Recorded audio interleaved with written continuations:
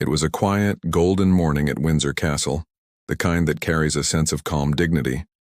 But what happened next would ripple far beyond those historic walls. When an 8-year-old Princess Charlotte noticed something no one else did, a royal guard silently struggling in the heat. Her next move shocked everyone. She didn't wait for permission. She didn't follow protocol. She acted. What could a child possibly do amid the towering formality of royal life? You're about to witness the moment that revealed Charlotte's heart, her courage, and her destiny, all in a single, selfless act. This wasn't just a royal moment. It was a human one.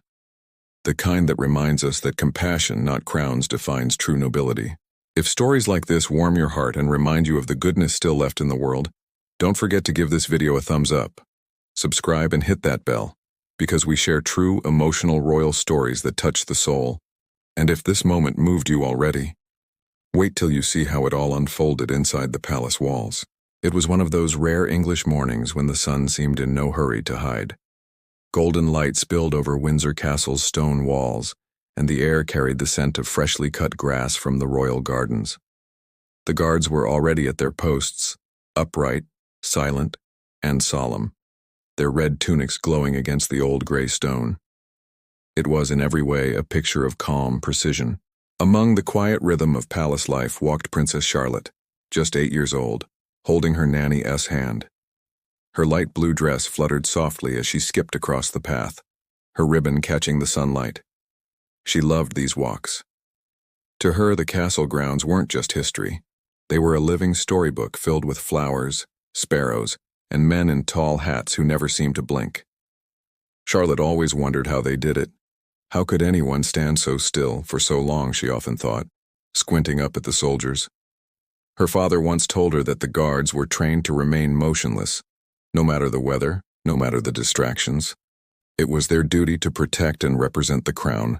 She had listened, wide-eyed, admiring their discipline, but that morning, something in her heart told her duty and danger might look a little too similar. The air was warmer than usual. Even the flowers drooped in the sunlight. Birdsong faded, as if the world itself slowed to take a breath. Charlotte and her nanny walked past the east terrace, chatting lightly about lessons and lunch when Charlotte's eyes caught a flicker of movement.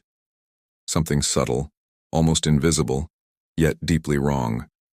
One of the guards, tall, proud, and perfectly still, wasn't quite right. His face looked pale beneath his bearskin hat, his jaw tight, his shoulders trembling just slightly. To anyone else, it might have been nothing, but to a child who noticed everything, it was a silent cry for help. Charlotte slowed her steps. "Miss Sarah," she said softly, tugging her nanny's sleeve. But her nanny was distracted, checking her phone, murmuring something about schedules. Charlotte turned her gaze back to the guard. His chest rose and fell too fast. His eyes blinked, once, twice. Then he swayed, just barely, like a tree fighting the wind. The princess froze. A flicker of worry crossed her small face. No one else seemed to notice. Visitors passed by, taking photos, laughing quietly. To them, it was just another postcard-perfect royal scene. But Charlotte felt her heart beating faster. She had seen that look before, last summer when she herself had spent too long under the sun, dizzy and lightheaded. Her mother had called it heat exhaustion. She had learned that sometimes being too proud to stop could make things much worse. And this guard, this soldier, looked just like that. "Miss Sarah," Charlotte said again, a little louder now, "he doesn't look well." Her nanny gave a distracted smile. "Oh, darling, they're trained to stand very still. Don't worry. He's fine."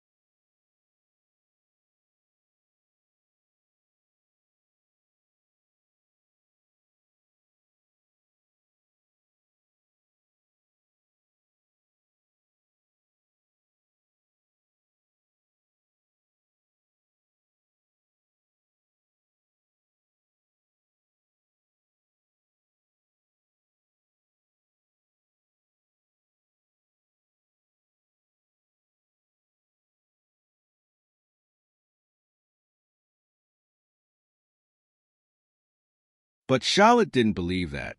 Her eyes stayed locked on him. The guard's lips parted as if he were trying to breathe through the heat. His rifle trembled ever so slightly in his grasp. Then, another sway. This one deeper, slower, frighteningly close to collapse. Charlotte felt a wave of fear, not for herself, but for him. She looked around, hoping someone else would notice. No one did. In that instant, something remarkable happened inside the young princess, a spark of instinct, the kind that doesn't ask for permission or protocol. It was a pure, simple courage that children carry before the world teaches them to stay quiet. The air grew still. The guard's knees bent. His face turned gray. And before anyone could react, Charlotte took a step forward.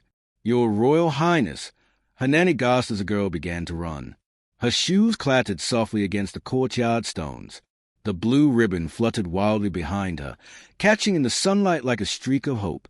Tourists looked up, confused, unsure what was happening. But Charlotte wasn't thinking about rules or royal image. All she saw was a man about to fall, and no one doing anything to stop it. In that frozen second between collapse and courage, the castle's centuries of formality seemed to fade away. There was no crown, no court, no distance between princess and soldier. Just one human heart reaching for another. And as Charlotte ran across the courtyard, the story of that summer morning, the one that would echo through the halls of Windsor and beyond, had already begun. The courtyard at Windsor Castle was a place of quiet precision, where every salute, every step, every breath of ceremony followed ancient rhythm. But in that moment, all rhythm shattered. Princess Charlotte's shoes echoed sharply on the stone as she ran toward the swaying guard. Her heart pounded, not from fear, but urgency. Around her, murmurs rippled through the air. A few visitors gasped. The royal nanny's voice trailed behind, calling her name, but Charlotte didn't slow. The guard rifle slipped from his hands, clattering against the stones, a sound that cut through the hush like a crack of thunder. His knees buckled. His body began to tilt forward. Charlotte reached him just in time to touch his arm, small hands against the coarse fabric of a soldier's sleeve. She tried to steady him, though her strength was tiny compared to his weight. Still, it was enough. Enough to make him fall sideways rather than straight down, his head narrowly missing the hard stone. "Someone help." Charlotte's clear, young voice rang out, trembling but firm. A nearby staff member, James, a castle worker who'd served there for years, sprinted forward. Within seconds, others rushed to help. The world that had stood frozen around the guard suddenly came alive. The nanny arrived, breathless, panic and disbelief mixing in her voice. "Princess Charlotte, step back. Darling, please, let them handle it." But Charlotte didn't move right away. Her eyes, wide and shimmering with tears she didn't yet understand, stayed fixed on the man's pale face. He looked so still now, still in a way that frightened her. "Please," she whispered, "he needs help. He's too hot, just like last summer." James knelt beside the fallen guard, calling urgently into his radio. "Medical team to East Terrace, now." Another guard rushed over to secure the area as a small crowd of onlookers grew. Someone started filming, unaware that they were capturing a moment that would soon circle the world. Charlotte took a small step back as James loosened the soldier's collar and checked for a pulse. Relief softened his expression. He's alive, just fainted from heat exhaustion. Within moments, the castle's medical team appeared, calm, efficient, focused. They brought a stretcher, cool cloths, and fluids. A woman in a crisp uniform knelt beside the guard, checking his pulse again. "Severe dehydration," she murmured. "We've got him." Charlotte stood silently, clutching her hands together. Her nanny placed a hand on her shoulder, whispering softly, "You did well, my dear. You did what others didn't see." The young princess watched the doctor's work, towels pressed to the guard's neck, water offered carefully. The man, Thomas Bellamy, as Charlotte would later learn, blinked weakly, the color beginning to return to his cheeks. When his eyes opened, for the briefest moment they met hers. He couldn't speak, protocol forbade it, but his expression said everything. Gratitude, relief, humanity, and in that instant, Charlotte smiled through her tears. "He's going to be all right, isn't he?" Dr. Patricia Hughes, the lead medic, looked up at the child with warmth. "He will "Your Royal Highness, thanks to you, you noticed what no one else did." Those words would stay with Charlotte for a long time, because she didn't feel like she'd done something extraordinary. To her, it was simple. Someone had needed help, and she'd helped. But around her, the adults exchanged looks, a quiet understanding of what had just happened. This small act, done by a child, had broken through royal formality to reveal something bigger, something deeply human. Minutes later, as Thomas was carried carefully toward the castle's infirmary, Charlotte followed with her eyes until he disappeared behind the archway. "Why didn't anyone else see?" she asked softly. Dr. Hughes paused, kneeling to meet her gaze. "Sometimes, Princess Charlotte," she said gently, "people get so used to seeing things a certain way that they stop really looking. But you looked." Charlotte thought about that for a moment, her small brow furrowing with understanding beyond her years. Then, in a quiet voice, she asked, "May I see him later? Just to make sure he's okay." Her nanny hesitated, torn between rules and pride. "We'll ask your mother, dear. I'm sure she'll be proud of you." Proud. The word didn't matter to Charlotte just yet. All she cared about was that the guard, the man who had nearly fallen, would wake up and go home safe. As they walked back through the sunlit courtyard, Charlotte's small blue ribbon fluttered behind her again. Only now, it seemed almost symbolic. A tiny flash of color against centuries of stone and protocol, a reminder that kindness doesn't need permission to act. And somewhere in the castle halls, news was already spreading. A princess had broken protocol, but in doing so, she'd reminded the royal family, and soon the whole world, that true nobility isn't about standing still. It's about knowing when to move. The castle had seen centuries of ceremonies, parades, and history, but that summer morning became one of its most quietly unforgettable moments. By the time Charlotte reached her family's private quarters, whispers of her actions had already spread through the royal staff. Some were astonished, others moved. But when her mother, the Princess of Wales, knelt down to meet her daughter's eyes, she didn't see disobedience. She saw empathy. "I heard what you did today," she said softly, holding Charlotte's small hands. "You were brave, sweetheart, and kind." Charlotte lowered her gaze, her voice barely a whisper. "I just didn't want him to get hurt, Mommy. No one else was helping him." Her mother smiled through proud tears. "And that's what makes a leader, my love, doing what's right, even when no one else moves first." That evening at dinner, Charlotte was quieter than usual. Her father noticed. "What's troubling you, Lottie?" he asked, calling her by the family nickname that always made her grin. But tonight, she didn't smile. "I keep thinking about the guard," she said. "Thomas, do you think is okay now?" Her father's expression softened. "You know, most people might have walked by, but you saw him, really saw him. That's something special." Charlotte tilted her head. "But shouldn't everyone help when someone needs it?" Her father paused, looking across the table at his daughter, the future compassion in royal form. "You'd think so," he said quietly, "but the world often forgets to look beyond the uniform." The next morning, Charlotte was granted permission to visit Thomas Bellamy in the castle's small medical wing. The room smelled faintly of lavender and antiseptic, and the soft hum of a fan filled the air. Thomas was sitting up, pale but smiling when the door opened. He tried to stand, but the nurse stopped him gently. "Please, stay seated," Charlotte said quickly, stepping closer. Thomas looked humbled. "Your Royal Highness, I don't know how to thank you," he said, his voice still hoarse. "Dr. Hughes told me what happened. You saved my life." Charlotte blushed. "I just saw you didn't look well.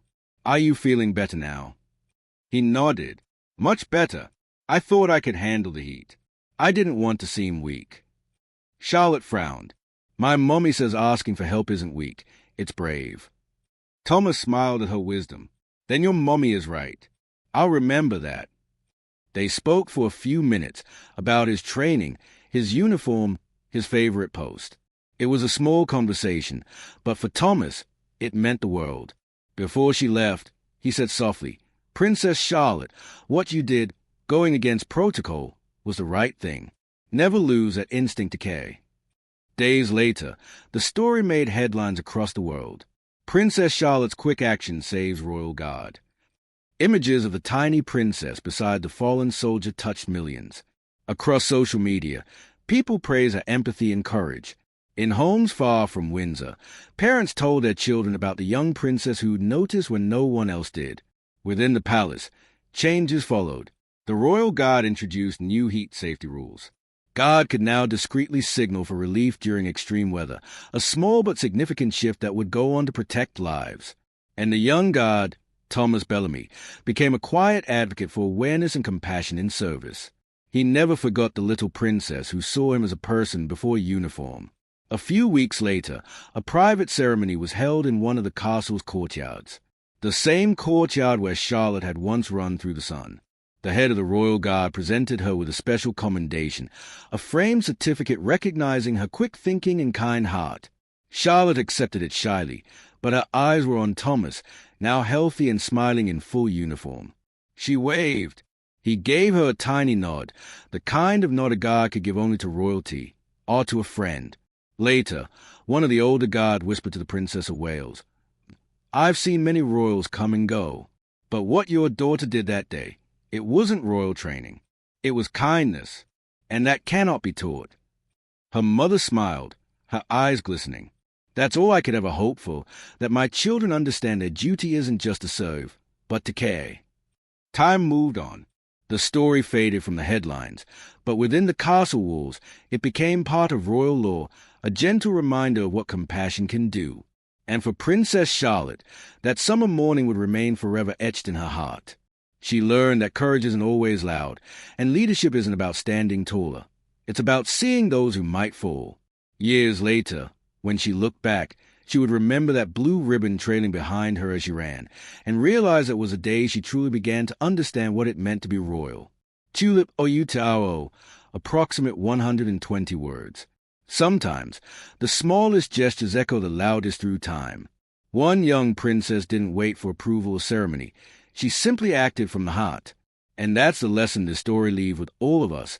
Kindness needs no title, and compassion never asks for rank.